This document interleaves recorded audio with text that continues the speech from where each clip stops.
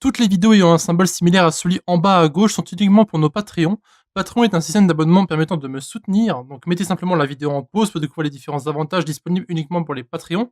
Et donc les 4 images sont les différents tiers disponibles, et les titres en haut à gauche sont les vidéos uniquement disponibles pour ceux qui me soutiennent. Bon visionnage. Bonjour à tous, donc dans cette vidéo nous allons voir comment importer nos propres modules et comment importer des modules de l'extérieur. C'est parti. Alors, nous avons maintenant vu comment importer des modules et à quoi ça servait, et bien il est maintenant l'heure de créer nos propres modules. Alors évidemment, nos premiers modules seront extrêmement simples, mais plus tard, lorsque vous aurez des fonctions que vous voulez exporter et que vous voulez ensuite importer sur d'autres fichiers, vous allez pouvoir justement créer ces fameux fichiers et les importer dans votre code afin d'éviter avoir à se répéter. Donc, ici, on va enlever tout ça et on va créer un nouveau fichier. Voilà, donc de retour ici, on va maintenant taper notre code qu'on va vouloir importer. Donc on va commencer par créer un nouveau fichier qu'on va appeler hors module.py. Peu importe le nom que vous utilisez, hein. Encore une fois, vous allez pouvoir l'importer directement dans votre fichier. Donc ici, ce qu'on va faire, c'est qu'on va créer simplement deux fonctions qui vont dire bonjour en fait. Donc say hello, on va en appeler une qui va être bonjour. On va faire un return print. On va mettre bonjour à tous. Et on va copier ça. Et on va mettre celui-là soir à tous. Donc bonjour à tous et bonsoir à tous. Et vous n'avez absolument rien d'autre à faire que créer ces différentes fonctions. Et maintenant, tout ce que vous avez à faire, c'est retourner dans votre fichier ici et importer le fichier. Donc on va mettre ici from hors module. On va importer donc say hello jour et on va l'importer à jour. Et on va pouvoir en mettre un deuxième éventuellement et mettre ici au lieu de jour soir. Voilà. Et maintenant, on va pouvoir utiliser justement les fameuses fonctions qu'on a créées avant, donc say et le jour et say et le soir, que nous avons ici. Et tout ce que nous avons à faire, c'est mettre jour, soir. Oups, d'habitude. Voilà, on lance sur le terminal, on met pi first pi, et vous pouvez voir qu'ils disent bien bonjour à tous et bonsoir à tous. Donc on a bien importé nos différentes fonctions à l'intérieur de notre fichier first.py. À noter que si vous voulez éviter d'avoir à faire ça sur deux lignes ici, vous pouvez mettre ici par exemple directement le as jour là et importer ensuite donc say hello soir as soir. Voilà, faire ça sur une seule ligne. Je vais pas vous embrouiller plus tard lorsqu'on fera ça. Donc on met ici say hello jour as jour et say hello soir as soir. Si vous lancez, vous pouvez voir que ça fait exactement la même chose. Voilà, bonjour à tous, bonsoir à tous. Bref, donc ce sera tout pour nos propres modules. Donc je vais vous montrer maintenant comment créer les fonctions et comment les importer. Ça sera plus ou moins tout. Maintenant, ce qu'on va faire, c'est qu'on va créer un autre fichier. On va l'appeler ext module.py. Et là, on va en fait importer un module de l'extérieur.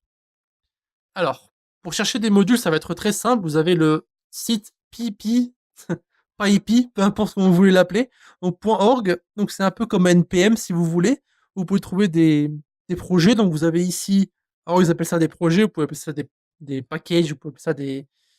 comme vous voulez. Donc projet, vous en avez 176 740. Vous avez plein de releases, plein de fichiers, plein d'users. Et donc ici, vous pouvez chercher des projets donc, par rapport à certains topics, comme par exemple les frameworks.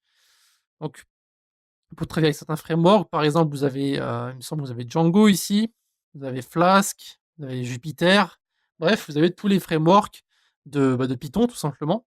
Vous avez ensuite les différents topics. Si vous voulez faire, par exemple, de la téléphonie, des bases de données, de l'environnement de bureau, donc avec GNOME, etc. Donc, documentation Sphinx. Bref, vous avez un peu de tout pour tout. Nous, ce qu'on va utiliser, c'est quelque chose qui va modifier notre terminal. Donc, on va prendre TermColor. Donc TermColor, c'est en fait un projet qui va permettre justement de mettre de la couleur dans nos terminals. Et pour l'installer, vous pouvez utiliser donc pip ici, pip install TermColor, ou alors vous pouvez le taper directement dans votre terminal avec, donc ici vous mettez pi-m pip install TermColor. Donc c'est en fait, c'est pour utiliser une autre version de Python, parce que moi j'ai Python 3 et Python 2 qui sont installés. Du coup, il pourrait y avoir des problèmes entre les deux.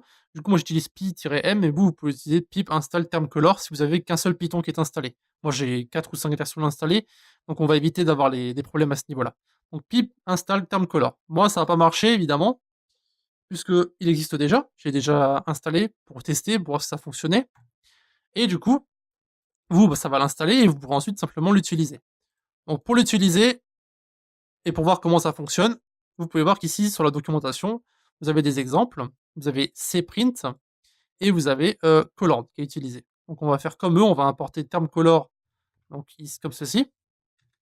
Et maintenant, on va pouvoir utiliser. Il faut savoir que vous avez certaines façons de... Alors, je vais agrandir un petit peu. Alors, excusez-moi, ça c'est pour la terminale, j'espère que vous verrez bien.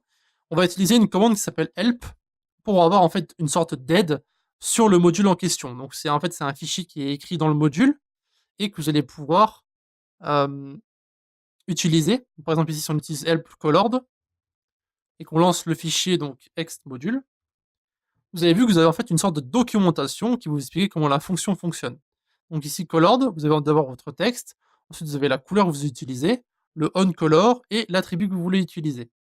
Donc, par exemple, vous avez un exemple là, colored, hello world, red, on gray, et vous avez ensuite blue blink. Donc ça va en fait clignoter en bleu. Voilà. Donc vous pouvez très bien copier cette ligne ici et voir comment ça fonctionne. Alors il faut savoir qu'il y a des problèmes avec au niveau des attributs, donc pour ce qui est Blink et Blue ici. Donc au niveau de Windows, vous allez peut-être pas pouvoir utiliser ces différentes fonctions que vous avez ici. Vous pouvez voir sur le site par exemple, vous allez voir l'éternelle propriété, vous pouvez voir que sur Windows, il y a pas beaucoup de propriétés qui fonctionnent. Et encore, j'ai des problèmes avec le reverse. De ce fait, on ne va pas utiliser les attributs, c'est pas très grave, après tout, c'est juste pour découvrir comment ça fonctionne. On va juste mettre des prints autour. Donc vous allez voir, lorsqu'on va lancer notre fichier maintenant, si on met pi ext module, vous pouvez voir que notre hello world est maintenant en rouge, donc sur du gris, mais on voit pas bien le gris. Donc par exemple, si on met par red on green, alors je sais pas s'il existe du coup, oui, on green existe, on sauvegarde, on lance, et vous pouvez voir qu'on a bien du rouge, colorié en rouge, et du vert par-dessus. Voilà. Maintenant, on va utiliser cprint. Alors cprint, c'est en fait une version... Alors je pense qu'on peut en fait simplement faire la commande cprint sans avoir à ajouter un print derrière et marquer plus ou moins la même chose. Donc on va mettre ici hello world. On va mettre green pour commencer, pour voir si ça fonctionne. On lance. Ok, donc vous pouvez voir qu'en fait le cprint permet simplement de lancer et d'exécuter le texte dans le terminal sans avoir à passer par un print ici. Du coup, c'est plutôt cool. Ben voilà, donc c'est plus ou moins tout. Je vous ai montré comment utiliser le color, comment accéder à la documentation du module et comment utiliser ces deux fonctions pour pouvoir mettre notre texte en couleur ici. Voilà. Donc encore une fois, si vous avez des questions à poser concernant les modules externes ou alors les modules qu'on importe nous-mêmes, vous avez les commentaires de YouTube ou bien encore la Discord de la communauté. À la prochaine. Merci d'avoir regardé notre vidéo jusqu'à la fin. Encore une fois, vous pouvez nous retrouver sur Discord, donc l'invitation se trouve en bas à droite. Et aussi un grand merci à nos Patreons qui nous suivent pour le moment, donc qui se trouvent en bas à gauche. Si vous désirez avoir plus d'informations sur Patreon, allez simplement dans la description et retrouvez-nous directement sur le site.